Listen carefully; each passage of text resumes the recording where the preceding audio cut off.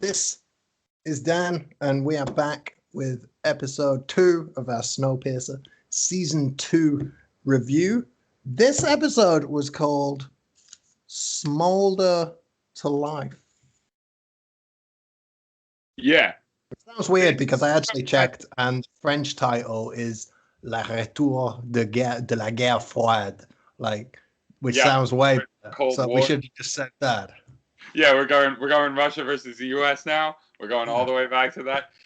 It's a very interesting episode. There's a lot of talking points for sure. I knew it was going to be one when they had the kind of suicide helpline first thing you saw on the screen. They finished up with something at the end as well here. It didn't start with the suicide hotline in the US. It ended with the suicide hotline. And I watched the whole episode, and then I got to that, and I was just like, I'm so confused. Why did they put up a suicide hotline? It was very confusing. I wasn't sure where that came from the episode specifically.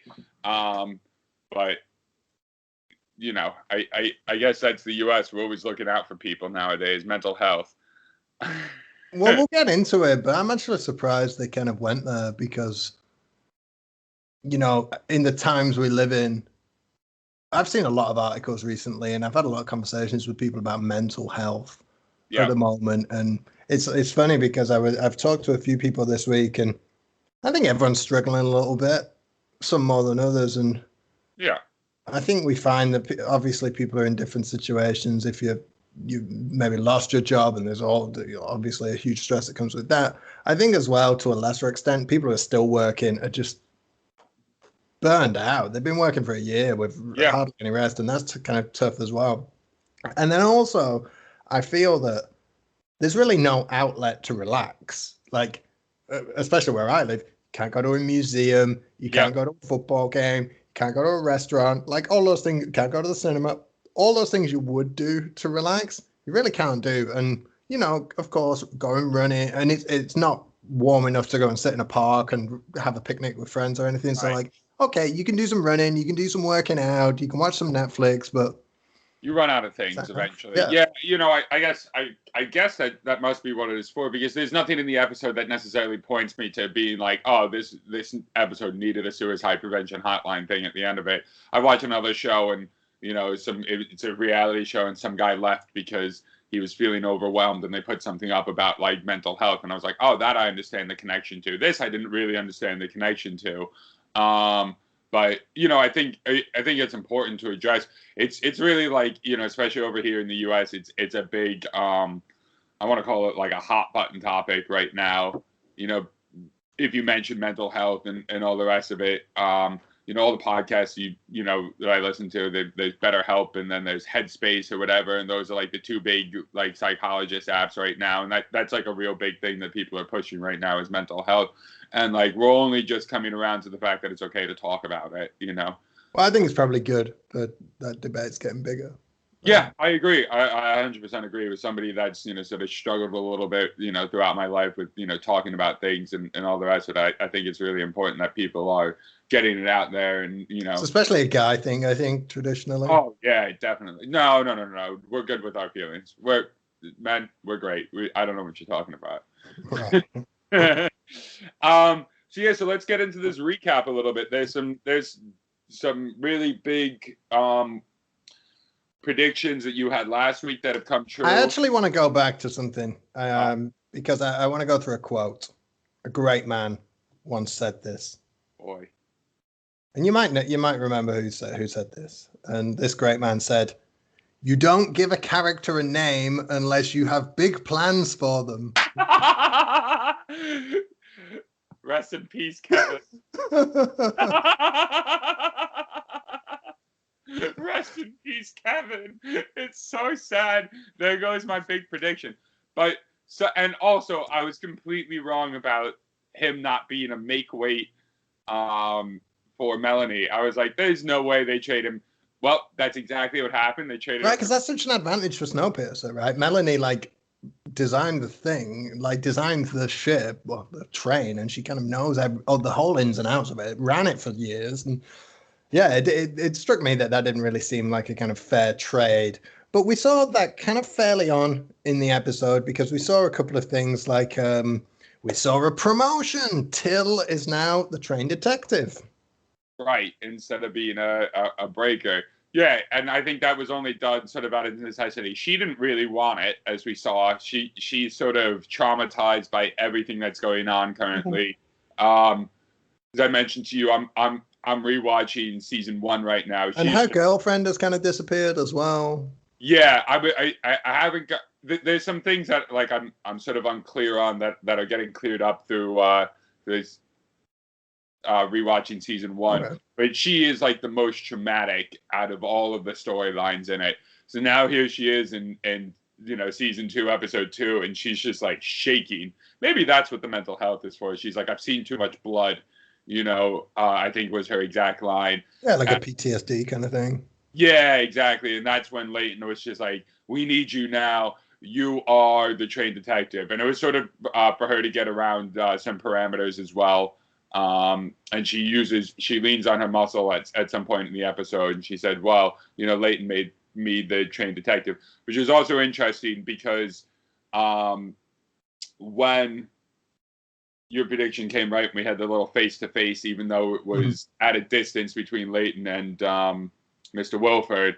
Mr. Wilford goes, King Leighton, and Leighton says, there are no kings here, yet he has the authority to just make her the trained, detective just like that, without asking anybody, just putting all of his weight behind it, which I find kind of interesting. That's like a classic kind of try and sow a seed from Wilford there, isn't it? To get the Snowpiercer to be in turmoil and to turn on Leighton. He's intelligent. So let's talk about the two of them against each other for a little bit, because I think that was one of the main themes of the episode in a way. Yeah. So I think Wilford has a sort of disdain for Leighton, which we saw in episode 1. He said to Melanie, you let that, I don't even know who it is, you let him take over the train. Mm-hmm. And, she sort of retorted with, he's intelligent or something along those lines. So he still hasn't changed out of his taily garb. He's still all poor looking, running the train. Mm-hmm. And we see... I mean, Fidel Castro still wore, like, army fatigues, like 60 years after the revolution. Fair enough. You make a good point there. But, we see Wilford, in his luxury, and he, like you said, sows the seeds of doubt by calling him King Leighton. But then we see a chess move by Snowpiercer, sort of led by Leighton, where he says, where they come up with a plan for an actual face-to-face, a sit-down, and he sort of says, he's going to attack, we'll give him something to attack. So right now we've got a chess match between the two of them where I think both of them think they have the upper hand on the other one. I think we'll find out pretty quickly that neither one of them hold the power that they think that they hold. I could be wrong about that, because last week I was very wrong about Kevin. Well, I think it was it's obviously a yes for Wilford to go there, because you saw there was that scene when he's kind of walking through the train and he's coming back like this returning hero and, hey, how are you? And he's high-fiving. And that little murderer girl. She's RJ. RJ. Yeah, that's a weird kind of, her and Oz. That's like such a weird little thing. She's a weird person. He's weird as well, actually. I'm not a fan of either of them. Yes, I'm. Rewatching season 1, she is just a freak in it. Like, she is just like the weirdest character. I can't put my finger on her, but I also think she's going to be important. She is like the most loyal of all loyal subjects. Mm-hmm. So, and you can tell that like there's a sort of swooning about her when Wilford's around, and so part of me thinks that she's going to play a big part on his side, same way Ruthie will. I think the two. Well, it's like when she hugged him and said, "You still have friends here, right?" Yes, exactly. Yeah, hint, hint. But we did get some information about Big Alice from Kevin, because they managed to offer him some Buffalo Wild Wings, and it did the trick. Also, very important point on the Buffalo Wings is that in the interrogation, Leighton goes, and it's got the cayenne and the vinegar and everything that you like on it. And I was just like, I would not have been able to tell by those two ingredients that you were talking about buffalo wings. Oh, really? Yeah, not at all. They just picked some like random things, and they were just like, yeah, any casual human being will know that these are the ingredients to buffalo wings. And I was like, I don't put cayenne in my buffalo wings. I have no idea what he's talking about. So yeah, they break him down with some buffalo wings, and so he starts talking about the genetic modifications. And that there's 100 people on Big Island. Yes. Yeah. But he also says that they're all somehow. I don't think he says that they're all genetically modified, but all of them are ready and willing to be, experimented on. In essence, I believe. Well, I mean, he looks so pale. You can see the skin, and there's obviously something going on there. So let's just get it out of the way. Let's talk about this tub scene. He comes home, and Wilford runs him bath. Look, it's one of the weirdest scenes I've ever seen in a I'm sure it's all going to make sense at some point why Mr. Wilford loves being in a tub with somebody else. But it's very confusing. So he runs him a bath, and he does his own cross-interrogation, if you will, to figure out what he said. Mm-hmm. And Kevin breaks down without breaking down. He sort of says, of course, they said, did they offer you anything to eat? And he said, well, of course they did. And they said, did you have any? It was like, well, they didn't. I mean, there was some buffalo wings, and of course I ate, some. Like, what a non-committal response that was. Uh-huh. And Wilford saw through it.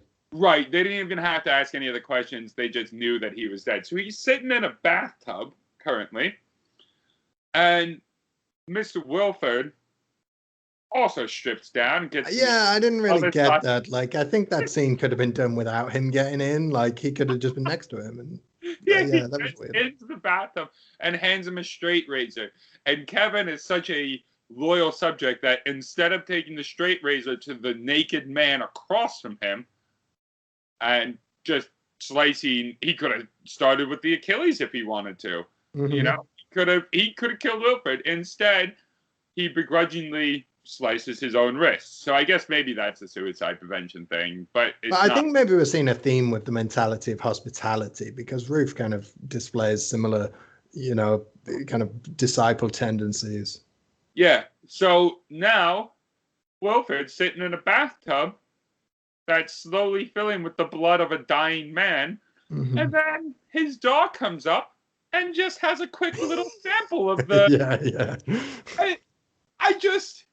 There's no part of me that watched that and it was just like, man, I'm so glad they included this scene. Boy, was this like, you could have done this cinematically any other way. I just don't understand. Like, he lays back as if the blood of Kevin is somehow restoring his health. And then his dog comes up and it's just like, yeah, I also like blood. It's delicious. I quite liked that during that scene, Alex is kind of listening to music. Right. And it made me think that Snowpiercer's been doing its thing for about 7 years, because humanity got killed off about 7 years ago. So that means there's no new music, right? And then it's just, so imagine if the only music available to you was like pre-2014 music, and it will be for the next 1,000 years. It's a bit like in the Star Trek universe. There's a theory in the Star Trek universe that just the future's actually pretty terrible because you never hear of like any, music or art or any kind of, every time they go into the holodeck and they do some adventure, it's like the Wild West or Sherlock Holmes or something. Like nothing happened after basically now. Yeah, absolutely. Yeah. Well, they have, they definitely have vinyl on, in first class. There's definitely a collection of albums, and then in the tail they had one phone that had music. Because the old guy killed himself in season 1, and he's listened to it. Exactly. Yeah, while he was listening to the one song, and then hung himself on the wire. It's a lovely scene. Look, for all of you. Maybe this is the PSA that's needed. For all of you that are slightly depressed, don't worry, Snowpiercer is just a TV show. You know, there's a lot of weird ways to off people in it. Yeah, but people don't. I mean, I can understand. I'm fully supportive of why they put the kind of PSA on it, because sometimes you can be watching something that's completely different to anything in your life, but it kind of can trigger something in you. Yeah. And like I said, it's difficult times for people at the moment, and I generally feel like if I'm having a bit of a tough time, other people are having a bit of a worse time. So without a doubt. So let's see, where were we with the train itself? Yeah, music. So I find it interesting that she's there in the first place. She sort of seems to have adopted that, right? It's almost like she's the new Melanie. Like, Melanie left, and there was a hole in Mr. Wolford's life, and he had to fill it with somebody. So he's like, well, next to blood, that's easy enough, Mm-hmm. and he filled it with literally her daughter. Now, when they have the that moving forward, the Snowpiercer invites Mr. Wolford for a face-to-face in the dining car. Mm-hmm. And they show up, and it's a little bit tense on the way there. Mm-hmm. Right, as he's walking through, all the passengers are kind of, I'm not really sure. He gets the hug from RJ, which is, a little strange. And then they make it to the dining car, and they're sort of having these discussions. And Alex has a razor, mm-hmm. which she sort of pulls out, and then because the plan's to kill Layton. Right. Mm-hmm. And she's gripping it so hard that, there's blood dripping down her hand. And Snowpiercer seemingly sort of gets an upper hand on Wilford. Right? In the negotiations, they seem to have sort of pulled one over on him. He wasn't expecting, it to go the way that it did go. Well, he wasn't expecting this scientific discovery, which you should probably touch on as well, which is the ion reversed global warming, which made the planet really cold. And the idea was it would take 1,000 years for the planet to kind of get back to a habitable state. But it's quite early on, when Melanie comes back to Snowpiercer, they send up a probe into the kind of high altitude to measure the temperature up there. It's actually not that cold. So perhaps, as Melanie announced in the dining car, within our lifetimes, there could be a place on Earth for humanity to settle again. Which is important, and obviously he didn't see that, and you could see that Wilford was shaken by that news, mm-hmm. because literally the train is covered in W's, right? It is his domain, right? Exactly. West Side. I don't think it's his domain. He runs it. He's revered as a god, mm-hmm. on the train. So the fact that you might be able to be outside or whatever else, I think that scares the hell out of him, because now he's no longer God. Mm-hmm. And he loses all of the power that he thinks he has, or that he does have. It's interesting when you talk about religion, because there was that scene in the tea room, which I don't think we've seen the tea room before, when Till is investigating what happened to Lights, because Lights had her thumb and pinky finger cut off, which Till discovers that it's obviously maybe there's somebody on Snowpiercer who's part of Wilford's kind of informants or something like that. So she goes into that team room and she talks to the pastor in there. And actually it's kind of surprising, because you'd think there'd be more spirituality when you're in a situation like that, because I think we all, just as humanity, I think a lot of people turn to spirituality, even if, for example, I'm not particularly religious. I had a religious upbringing. I know it's a fairly similar thing for you. And I think sometimes when you have these like extreme events in your life, like humanity dying, I would definitely go back to religion, I think, because you find comfort in that. And I'm surprised there's not more of that on Snowpiercer. Gone pretty much the exact opposite. They've sort of gone more into debauchery than anything else, because they've got the whole night car where like sort of anything happens, and that sort of seems to be the stress release for anybody. Yeah. Even if you're a first class passenger, we'll mingle with these people just mm-hmm. because we can have a threesome in a dark corner or whatever else, and that's what's going to make us feel better about life. It is a very interesting point because they really haven't. I guess also, going on to Wilford, speaking about Wilford, it's like he is kind of their religion. You know, like they don't really necessarily need to do anything else. The train is for all. Mr. Wilford knows what's best. He's their Moses, basically. I think he might even be more than that. I think he might literally be their Jesus or their God. I mean, if you just look at the way that they revere, what he says, and even now, I think there's a little bit of a disconnect because everybody knows that Melanie was Wilford for 7 years, really, right? But at the same time, now he's back. He's still revered. It's almost as if like that God complex didn't go away, even though the shroud was lifted from it. People still think of him as this, all-encompassing thing. But also at the same time, a lot of it is based off of science. So I think almost in a way that science is their religion. Because they have faith in the engine, they have faith in, whether you're somebody that's in the know about the drawers, like you might have faith about the drawers, if you faith about the process of it all. Right. And so I think there is religion, but it's religion through I think the whole show, as we discussed last week, is a bit of an analogy. And I think there's a lot of different cross sections. Like I thought it was society, but as I'm looking at it now, or as I continue to look at it, it maybe not just be a thing about society, but also at the same time, it could be about religion a little bit. It can be, I think it's a whole lot of different things, and maybe those sort of sort themselves out, or maybe it's just me trying to read a little bit too much into it. So remind me, what was designed or what was agreed upon at the end of the dining car meeting? Because Alex is supposed to kill Leighton, and she obviously backs out of it because there was even one point in the dining car where Wilford says do it, and when he's taking applause and she doesn't do it. So that's definitely something we'll see in the next episode, like the repercussions of that. Now, she's not going to get a bathroom for her, I don't think, like Kevin did, but because she's more of an important character.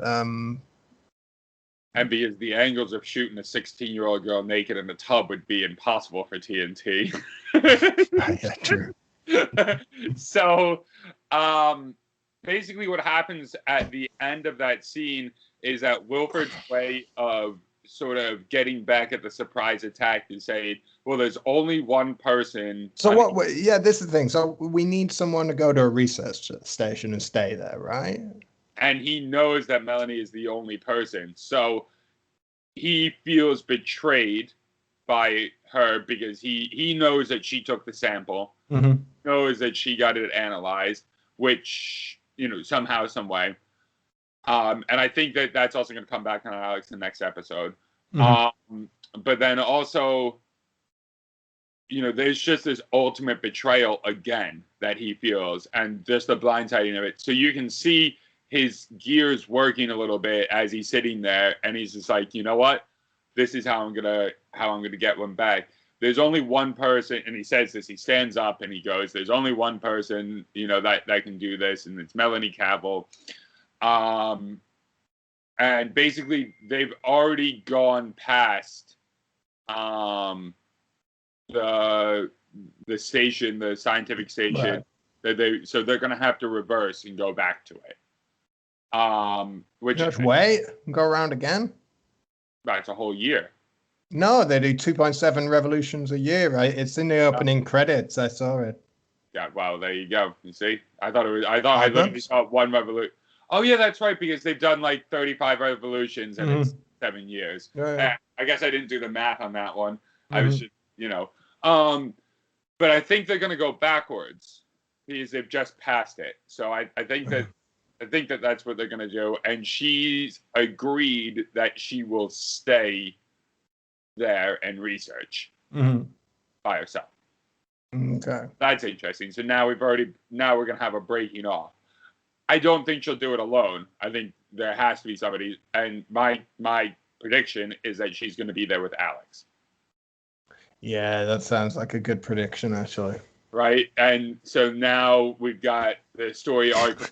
I'm just looking at your quote from last week, though. Hopefully. You played an important role. They traded him for Melanie Cavill. It's important that he ate buffalo wings. Don't hate on Kevin. So they're the main stories. Well, hold up. Mm-hmm.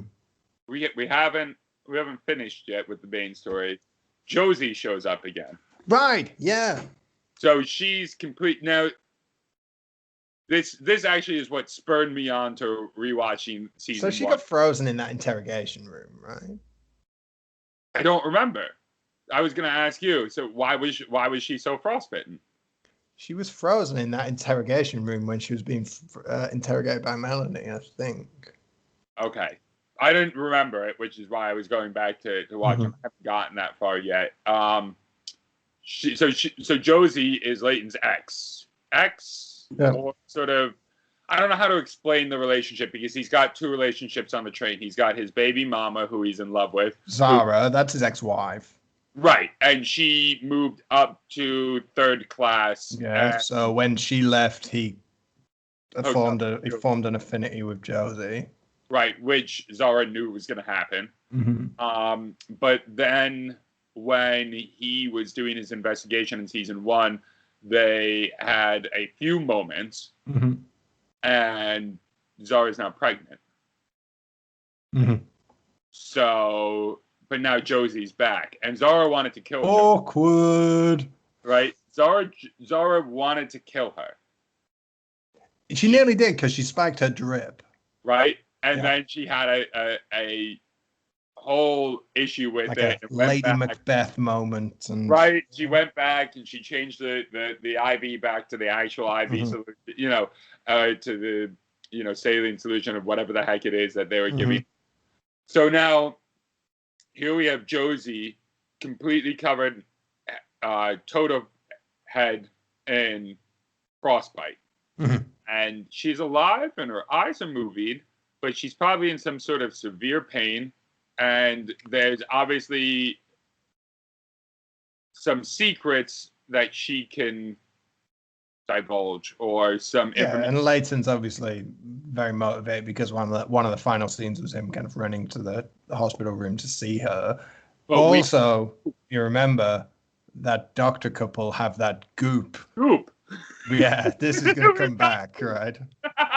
So we have the solution if the trains can work together. So I think they'll get the goop at some point and she'll come back. Now, this is great because she's going to get the goop and she's going to come back as a normal human being because it fixes everything. So she's going to go from being a mummy to being Josie again, and just being played by the same actress and all the rest of it. And her story arc has come fully around, and we've got another character that we have to care about. So Leighton's got a harem. He's got a baby on the way. Remind me, because I don't know, what happened to his son?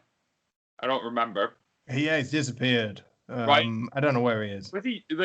I don't think he's dead. No, I don't think so, because he was an engineer.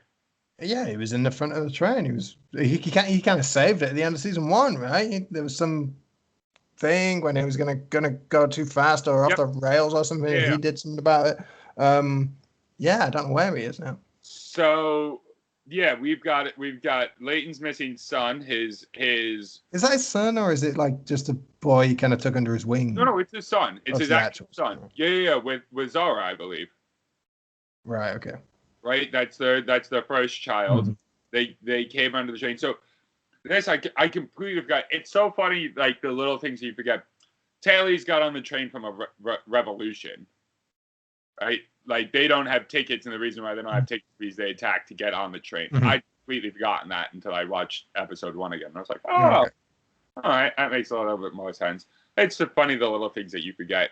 But yeah, no, he's definitely his first son. Definitely, and I'm 99% positive it is with Zara. And then sort of being raised with Josie, and taken as almost like FU to him in season 1 when he was up train, doing investigation. But yeah, where is he? he's definitely got a part to play. Obviously, we see Secession or the Next Generation being a big part in this, and with very few children in general.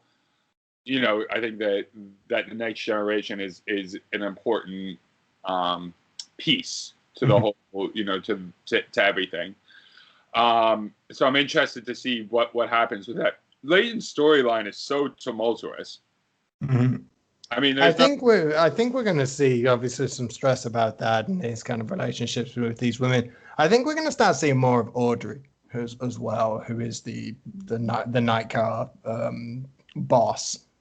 Because we saw a couple of bits with her. Because saw a couple of scenes with her. One when she was just getting stoned in the night car, and then there was another one when Wilford was in the dining car. And because I actually thought, because it kind of went from like Alex, and we all knew Alex was there to kill Layton, and then the next kind of shot was on her, and I was like, oh, she's going to try and bump off Wilford, but it didn't happen. She ended up leaving, but. There's something there. There's some story there. The night car is. I agree with you 100%. And she didn't really play any role in the first season. Oh, so really? the fact she's being brought up now and she's getting camera time. Mm-hmm. Maybe it's not a name thing. Maybe it's a camera time thing. I think that's very important. And the night car, it was an agreed upon thing as a sort of stress relief, and I think it was a Melanie creation, if I remember correctly. Like, Wilford didn't want it. He just wanted order in his train, and she fought for it, and she's the reason why there's... I remember this scene. It was just like episode 2 of season 1 when they were talking about it. She's got her... That Asian lady that's Lily's girlfriend. She sort of had some relationship with Melanie as well. Yeah. Which I don't remember what it was, and she said you used to push for things.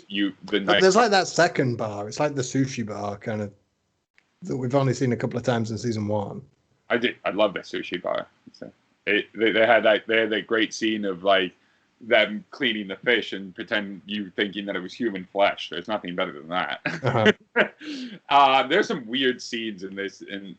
I mean, it kind of makes sense from when they're making it that there's so many train cars, they can just go, oh, we have this tea room as well. Let's just make a tea room, and we've never heard about it before, and let's put it in now. At that point, there's 1,034 cars now.